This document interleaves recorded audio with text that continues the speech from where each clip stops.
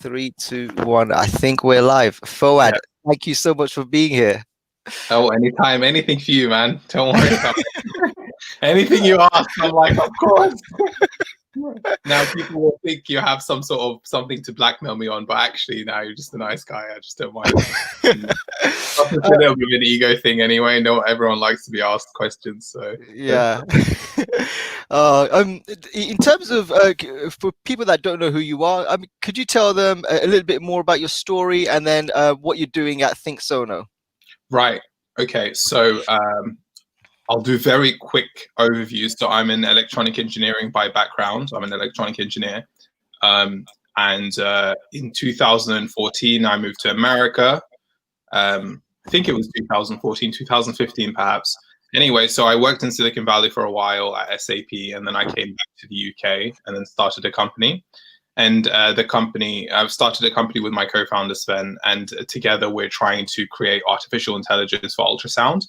So we want to make software that enables ultrasound to essentially be intelligent and enable non-experts, so like your nurses, junior doctors, general practitioners, anyone who doesn't have formal ultrasound experience, to be able to use ultrasound to assess various problems.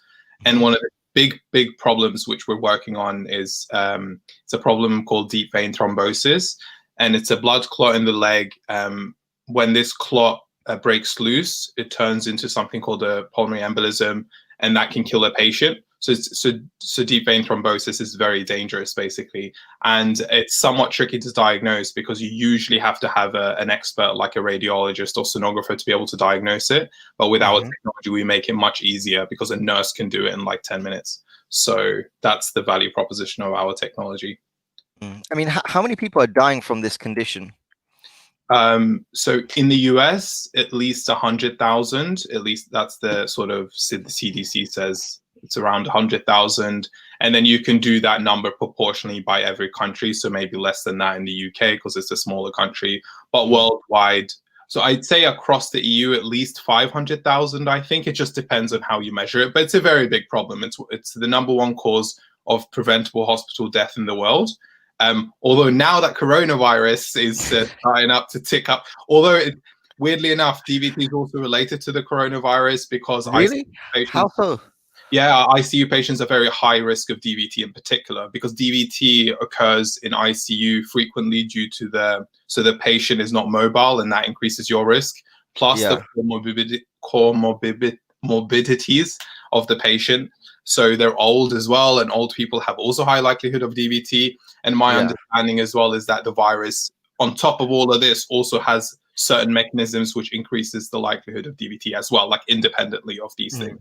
So it just becomes an issue. But that being said, I'm still understanding this. So I think it's a new virus, right? So people are still doing studies and stuff. But I know that it seems like that's a fairly solid case that DVT is in fact a problem. They have to monitor them very carefully to make sure that these patients don't end up recovering from the virus, but then dying from the clot, which is a huge problem. You see this with cancer patients as well. So a cancer patient might recover from cancer, but end up dying from a pulmonary embolism. Yeah. So you have to be able to DVT is a constant. It's not a problem you can really fix that easily because it's a clotting issue and it's inherent in the blood clot. So it's sort of there are these certain conditions and there's a few variables and any one of them can cause the blood to clot more than it should and therefore cause DVT. So yeah, problem. Yeah, I mean, obviously you're trying to solve this problem. I mean, did you guys find any particular reasons for why this occurs? You know, maybe older age. Is there a genetic component in it? Yeah, so I'm not a hematologist, so I don't want to venture into a space so we do diagnosis, not necessarily treatment and pathophysiology. They're the people who study exactly the mechanisms of how clots form. They're specialized experts. But there are a couple of things. So I think there are hormonal changes. There are obviously genetic factors as well, like hemophilia, etc. So there are genetic and environmental components which make up this problem, but a lot of it is just environmental. A lot of it is just not moving, being immobile. And then there are a few things like cancer which can cause specific risks where it increases the risk of DVT, basically. Yeah. I mean, obviously you were on our podcast before, and could you tell us about the germ of the idea? Because it was quite funny. It was a funny story. Yeah. So, I mean, well, I stumbled across it really. Like I was speaking to some doctor because I'm interested in the healthcare space in general. Yeah. So I was part of Entrepreneur First. This is back in 2016, and I had no idea what I was doing, but I was interested in the healthcare space, and I thought, you know, this is something I want to explore. And I spoke to some doctors, and they kept bringing up DVT as an issue. So they said, you know, it would be interesting. It was in fact a general practitioner that said this. They were like, you know, we keep seeing patients. We don't know if they have a clot and they might die from this, and they're pretty old. And in their case, actually, it was interesting. It was in nursing homes specifically. That's where they were looking at it.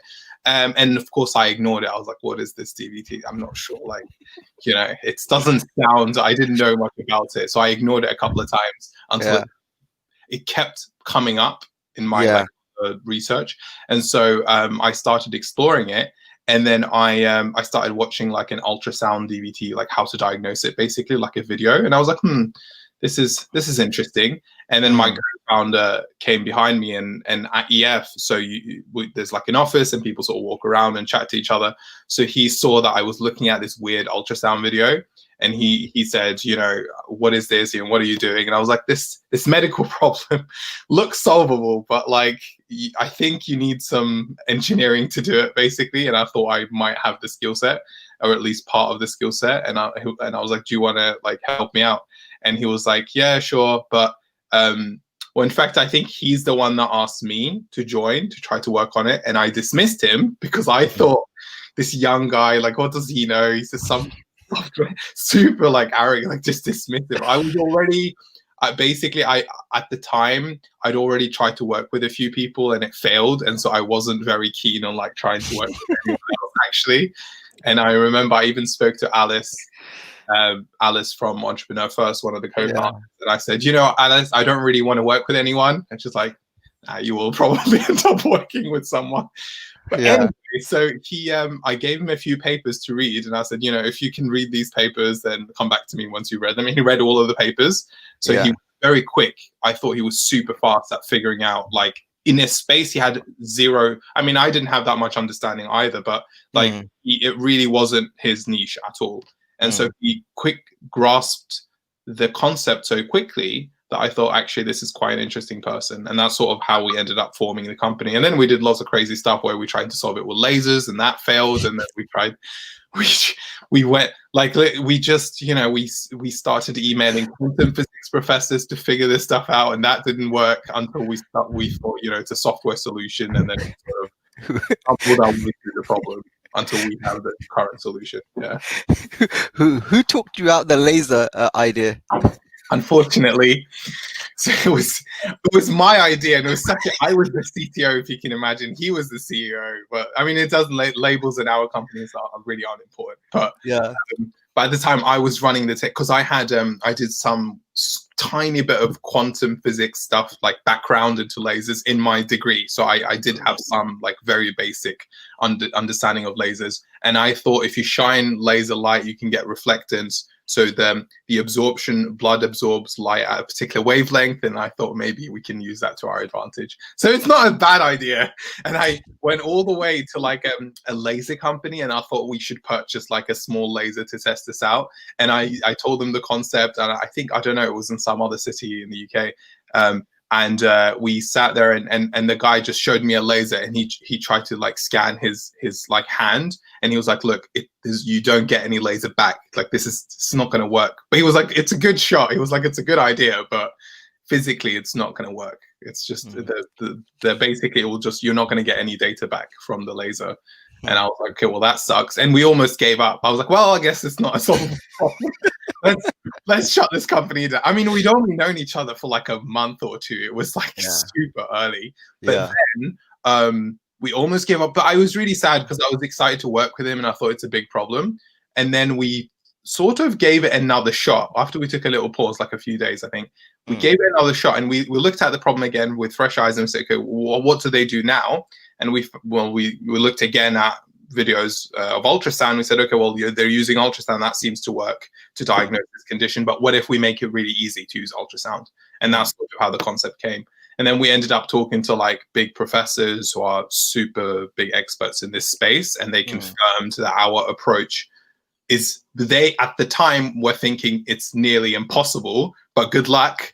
And now they're working with us and we're going to run clinical trials and stuff. So like it's becoming a real thing. Yeah. I think most people, when we came up to them, they were supportive. Like the doctors were amazingly supportive, but I think they thought, you know, most people at the very early stage, I think dismissed it because they were like, okay, two guys, zero understanding of medicine, not really that much understanding of machine learning either. I was supposed to start a company to do this, but I think in the end, like at least at this stage, I think people are taking us way more seriously than they were a couple of years ago. That's incredible. I mean, the bond that kind of develops between the co-founders, just given the fact that you guys hardly knew each other. Obviously, you went into the EF environment.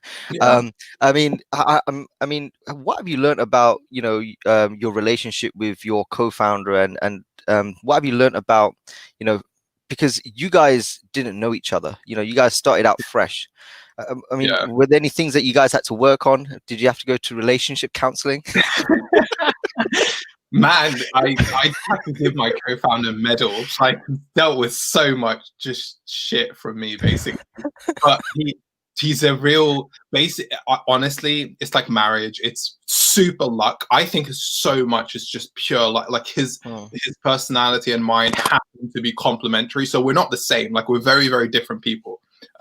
There's some fundamental values, I suppose, that we hold, which is the same. Like we don't have any BS. So we speak very directly to each other. We tell each other exactly how we feel, exactly what we want to do. So in that way, the communication is crystal clear all the time, basically. We've never had, it's been extremely rare circumstances where we had really any sort of miscommunication, because we communicate frequently and we communicate very clearly to each other. So, and at the same time, we're both with each other, very laid back. So we trust each other a lot, and you build trust every time your co-founder, like for example, I know he works really, really hard. So I don't have to ever double check whether or not like he's doing anything.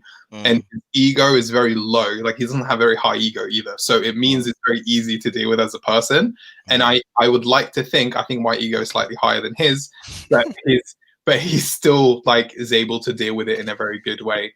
So it is exactly, I mean, the marriage sort of metaphor, I think, is very applicable here, where we also did like things very early on. So we checked, for example, I asked him extremely early on in the company, what if we expand to the US? What would happen? And we had nothing, and we didn't even have an investment.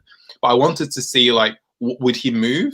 And he made it clear to me, like, he's very interested. He wouldn't be super happy about moving to the US because he has a girlfriend, he has a life in Europe, and in particular in Germany. And so that would be really far away. But at the same time, he would do what's required for the company. And so he was very honest from the very beginning. And so we both have a very sort of clear structure to our relationship. So it's not very difficult. It's been the easiest relationship in my life. I've never had issues. It's super weird. Not every relationship I have has been this easy, but I think this particular one has been particularly easy. Yeah. Swinging back to DVT, how much money is Europe and the American healthcare system spending on this specific problem, do you think? The estimates vary. I think 10 billion is not a large. Some people, it depends if so.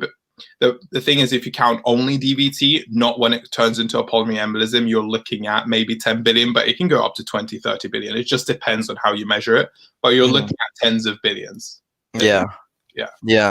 That's incredible. I mean, and in terms of where are most, actually, before we go into your customers, on our podcast, we talked about the training your data set and how you guys had a harder path because you were using temporal data. Could you delve into that a little bit more? Sure. Yeah, ultrasound is weirder than most other. It's different than the other medical imaging modalities. So the medical imaging modalities are MRI, CT, X-ray, those ones, and they're just images of the body, like static single images of the body. That's usually how medical images work. That's why they call them images, I guess. But ultrasound is a dynamic modality, which means you're not really looking at a single still image. You're looking at a video, essentially, of changes. And because you need a lot of images to see any difference. As an example, if you're looking at vessels, you need to see the blood through the vessels via something called Doppler, for example. So it's not a single image. You can't just take an image of the blood and then that's it. That doesn't make any sense for ultrasound. You have to see everything's to do with everything's dynamic. So a lot of it is to do with how things change. For example, if you're doing an ultrasound of the heart, you're looking at how the heart is pumping blood. That's what you're trying to assess, right? Just as an example, you're not really taking a single picture of the blood because that doesn't make, the heart, that doesn't really make any sense. So from a medical perspective, they call ultrasound, it's like an art as much as it is in science. So it's obviously a very solid science, but it is also sort of artistic in the sense that each individual using an ultrasound uses it slightly differently, because you're not taking a single static image with a big machine. You're usually just scanning with a wand or a probe. But from an engineering perspective and a machine learning perspective, that makes it very, very, very difficult, because the number of variables that you have to take into account to make sure that the user takes the images at the appropriate position, and you add time to that. So you have to take a video, essentially multiple images, and then analyze that. So you're analyzing video instead of static images. Anyone with an engineering background will already think, oh God, this is such a headache to do now, because already it's much more complicated than any other medical imaging modality. It's also that's the downside. The upside, of course, is very inexpensive relative to the other modalities, and it has a huge range of applications. So if you're able to crack the problem of how to deal with this type of data, then you are in a very, very good position relative to any other company working in the space. But it's just very difficult to deal with the data, because the data is made up of video, which you have to understand the context in order to make any sort of assessment. So even if you're an expert, you still need context. It's like if you take a scan of, in the DVT case, like a part of the leg, that doesn't make any sense unless you know where you are in the leg in general to be able to make a good assessment. Otherwise, things can get a bit. It's possible, but it's just very tricky, even for an expert to use it. So that's the real challenge that we faced. Yeah. So like labeling your data is way harder, and yeah, because now you're not labeling a single image with pathology. You're labeling many frames, so multiple images, and then you're sort of indirectly trying to get pathology from that, or at least you're teaching the algorithm the context of what a moving image really means, and then you're trying to extract diagnostic information from that. Now, it would still be a huge problem, but when you're in the diagnostic space, it's a massive problem, because you can't even make mistakes. Like, people in engineering usually think for example, and if you throw numbers out there in terms of accuracy, I'm able to not have a 90% accuracy of say identifying correct objects in a video. That's great if you're doing just video processing, right? That's not great if you're trying to diagnose someone, because that 10% is quite a large people when you're scanning like 10 million people. That's a lot of deaths. That's not acceptable. So in medicine, everything's sort of on the edge.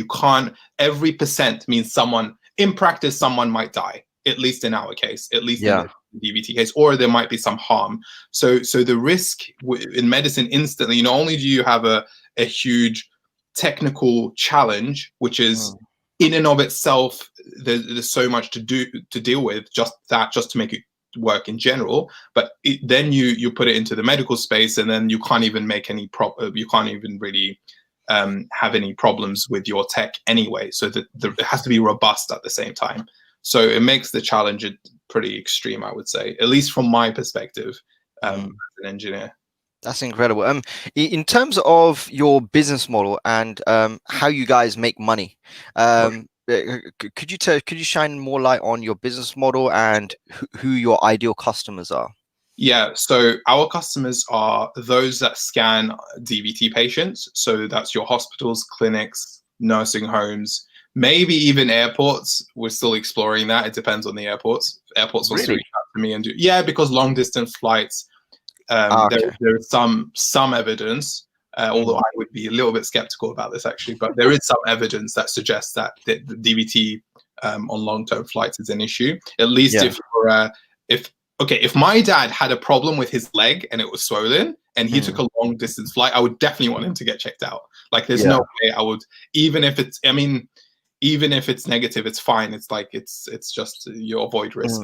So that might be another space. So it's just a license for the software to use it, and we're compatible theoretically with any ultrasound vendor, but obviously there are practical limitations to this. So we have a few particular ultrasound machines which we use and which we develop it for. But there is no reason to be. We're fairly hardware agnostic. As long as we get very good images, we can deal with it basically. In terms of the I mean, where are most of your customers coming from? I mean, have you sold your software or licensed your software to any places in the UK? Could you shine more light on that? We're still in the clinical phase. So with medical tech, it takes a while to actually get to market.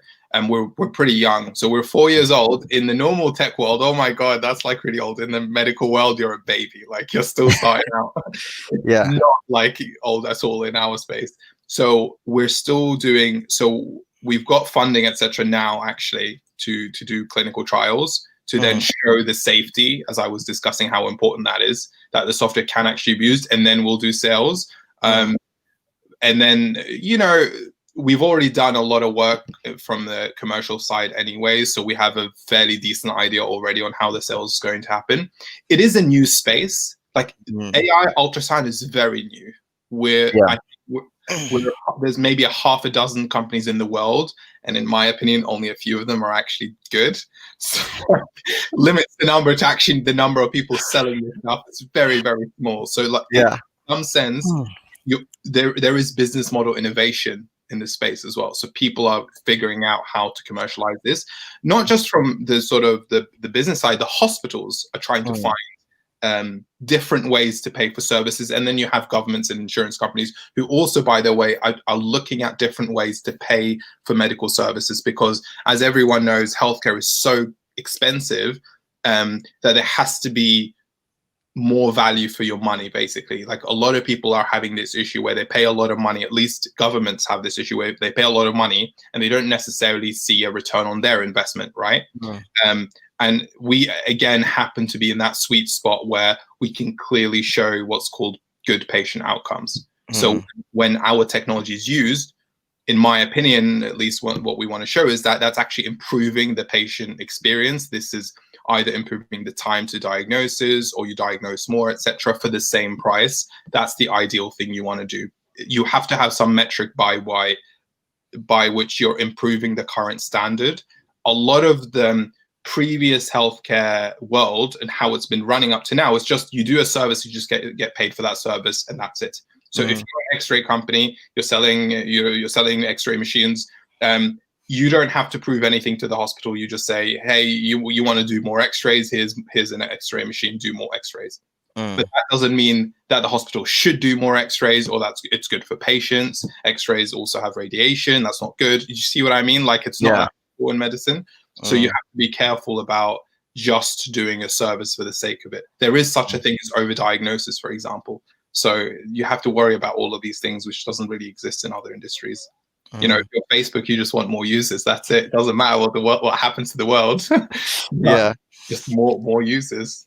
Yeah. I mean, in an ideal world, in an optimistic ideal world, in 18 months' time, what do you hope to have accomplished in your business and from the evolution of your and from a product standpoint?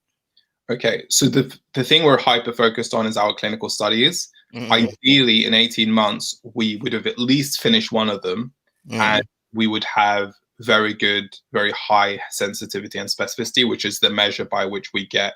We've already got some data on this, so we know it's good, but even more data would be very good for us, in my opinion. And that would be the ideal thing for my company in the next 18 months, which is more clinical evidence to confirm and reinforce the evidence we've already got. Yeah. So switching back to you as a person, I mean, running this company, what has been the most, have there been any humbling moments that have kind of changed your perspective or kind of put you in check, as you've been running the There's company? been one. Okay, so I'll tell you a story. Okay, so one of my board members, I was introduced to him via another investor. Okay. So he's a very, very, very smart guy. But I was at the time so I was raising money from these investors. They already agreed to invest, and they were suggesting to me very nicely. They're not like specialized medical investors, but they like the tech, etc. So they decided to invest. But they said to me, there is this guy you should meet, and he's really good. He might really help you out, but you should, you should have someone who's got more experience in the space. And I accepted it because you have to be respectful when you're talking to people who are experienced, especially investors who are putting money in your company. But at the same time, I was like, and I was still honest to them. I said, I hear this a lot, because I'm young, etc. And so people are like, oh, you don't have enough of a background. I've heard that so many times. So I got a bit arrogant. I was like, up to this stage, I've still done it. Me and my co-founder pulled this off. So like, whenever someone says you need another person, I'm like, okay, like really, what are they going to offer? Anyway, but I still said, there's nothing to lose. And they were very, very like nice in the sense they said, you don't actually have to do it. Just meet him. That's all you have to do. Let's just do an introduction. So I did, I invited him to the office. We got connected and I met him, and he's now a board member, obviously. So he both invested and he's a board member. He's super experienced, like way more experienced than I am. So I have like advisors and stuff, like people who I rely on to make sure that I'm in check, that checks that I'm not talking too much BS, basically. Yeah. And he's one of those guys. But I was super humbled in the sense I was like, okay, there really are people who are, so much better than you. Yeah. In many ways, there must be people out there like smarter and more humble and more kind and like more successful at the same time, probably even better looking. So it is important in life to like just be happy with what you got, but just know that there are people who would so easily I would be a joke relative to them, Yeah. It was after I met him, I was like, okay, clearly I have to be a bit more open-minded to the people that when I talk to them, at least when other people suggest I should work with some people, I thought just be more open-minded. I hope I didn't ramble on too much. Yeah, no, that's all right. And one of my final questions would be, going through, I mean, you guys aren't generating revenue right now, but and so this is a long, hard slog for you guys. You guys are doing really well now, but it's been 4 years. I mean, what have you learned from like, kind of overcoming adversity and, coming across hard times? Right. I mean, could you talk a little bit about that? Sure. Yeah. The difficulty in startups is knowing when to quit. Actually, that's in my opinion, because I don't have a problem. So you have to play to your strengths. So we're very thick-skinned. So my co-founder and I, and the team in general, to be honest with you, we're very, very thick-skinned. So we know we can get through any sort of, and we knew this is going to be difficult from the very beginning. If you're going to build a company, in general, it's very, very hard.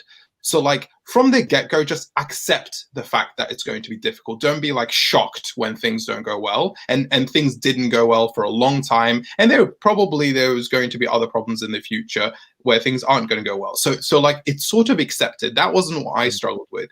The thing that people don't talk about too much is just, I didn't know when am I getting feedback that this isn't a good idea and when should we quit? So, for example, my co-founder and I, we had these sessions, especially early on, where we were trying to find reasons why we should stop, because we knew that we don't want to go through the massive pain of just going through the motions, trying to build a company that itself has bad foundations that isn't going to work in general, because it's a waste of time, it's opportunity cost. And so I think that's the most, what I find very good entrepreneurs seems to understand is that it's like, okay, when we see X, Y, and Z, this is the signal that we should shut down the company, which is the most painful experience you can have. And there have been a few times in our company history where we thought that that should be the case.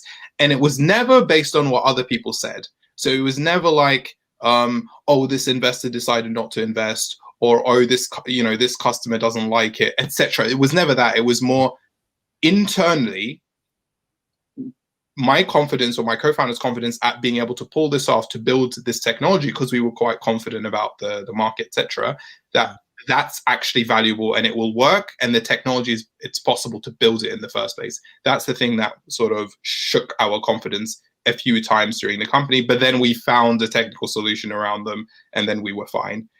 So for new entrepreneurs, my advice would be, have a very, very clear understanding of what success means in your how do you know you're moving forward in your company, and how do you know you're just going through the motions because it's too painful to admit that this isn't going to work, and you're just you're just wasting time basically at that point. And if you value your time, which you should as an entrepreneur, because you have potential, right? You can start a different company which could do really well. Then you should be you should be laser focused also on the things that can go wrong and what would go wrong for you to shut down your company. People rarely think about it because it's painful to think about when should I, and even worse, having conversations with people because they think you're not confident. If you imagine you're pitching and you're like, so we would shut the company if X happened, like people aren't going to want it. No one wants to hear that story. Everyone wants to say the story. Very few people talk about failing, in my opinion, not enough. But so that's the thing. That's the advice I would give: to go through adversity, understand when you're supposed to fail, and if that doesn't happen, that fact doesn't come up, then at least I would feel much, much more confident that I don't really care how long it's going to take, because I've already defined the metric by which I'm gonna give up anyway. So if that isn't triggered, then I'm not going to give up regardless. That's amazing advice. I guess that marks the end of the interview. Thank you so much for your time. I really appreciate this. I appreciate it. Is there anything you want to shout out? Are you hiring? We've just stopped hiring. People have been emailing me a lot. We've just stopped. We may start. I mean, we're basically figuring out what more skills we need within the team. But as usual, people can always reach out to me directly. If you're still interested in working for us, etc., you can obviously do that. If there are hospitals or anyone related in this space specifically, I'm more than happy to talk to you, because in medical technology, it's all about partnerships. Actually, it's not like other industries. You can't just do everything on your own. It's not possible. You have to partner with people who all bring different skill sets. So that's your hospitals, that's insurance companies, that's government, etc. We're happy to talk to anyone who wants to talk to us. We're pretty open. Otherwise, stay safe, wash your hands, stay alert. Thank you, Fouad. Take care.